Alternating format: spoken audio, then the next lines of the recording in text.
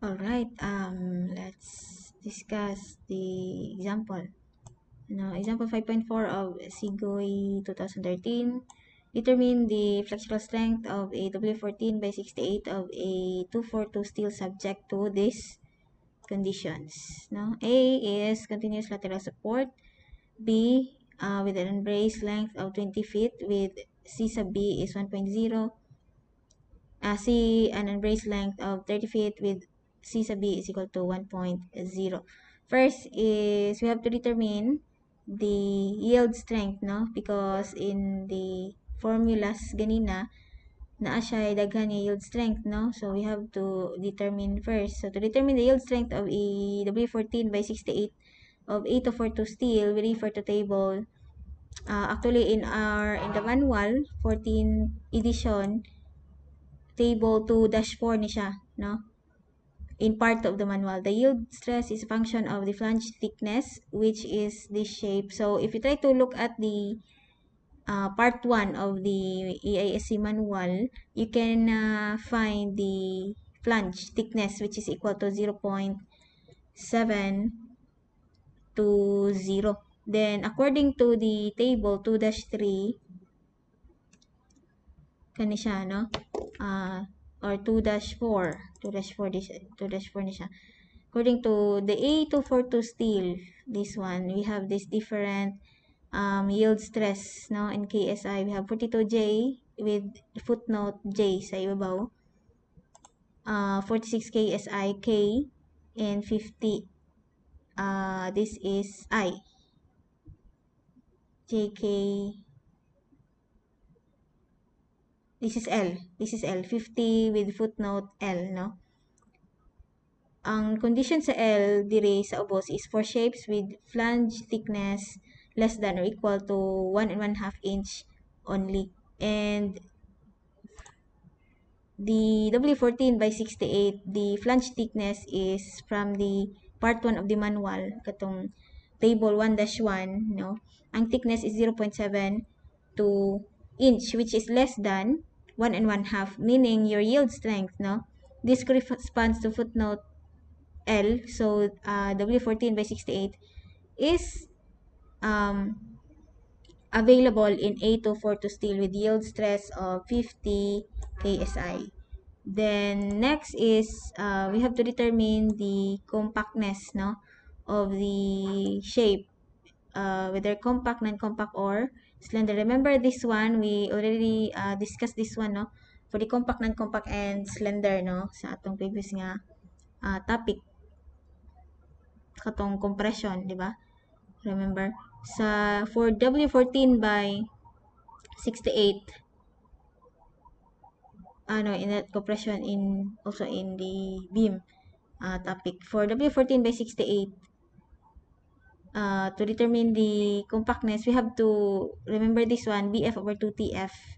No, from the part 1 of the manual, itong table 1-1, mahibalaan ninyo ang B sub F and the T sub F, no? The width of the W flange divided by 2 times the thickness of the flange.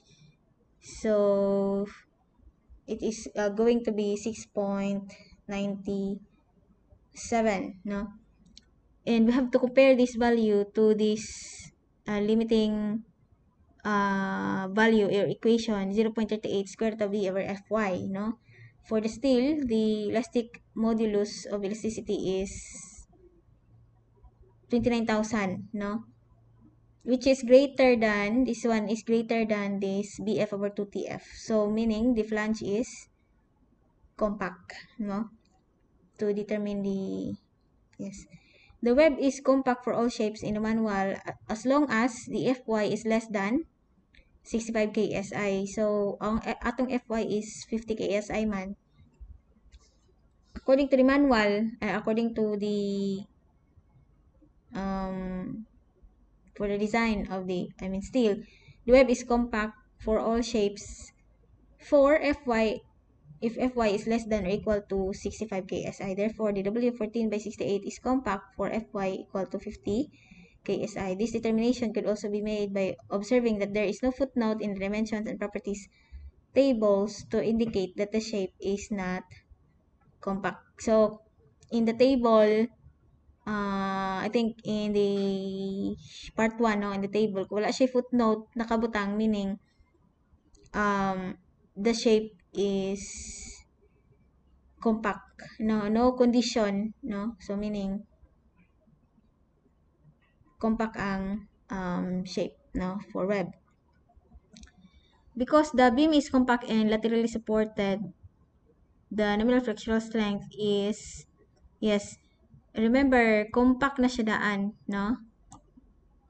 Not slender, not non-compact. So, compact siya daan. So, meaning, you expect that the nominal moment is also equal to the plastic moment.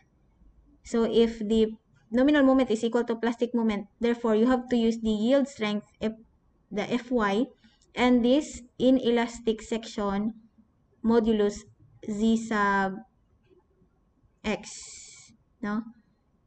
So, that the Fy is 50 times the Z sub X equal to 115. This Z sub X is actually can be found in the table, no?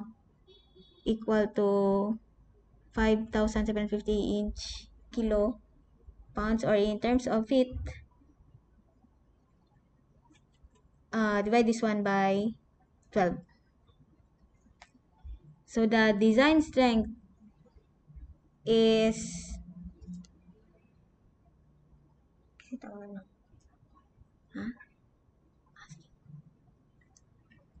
so the design strength is equal to the nominal moment times the resistance factor 0.9, no, for LRFD.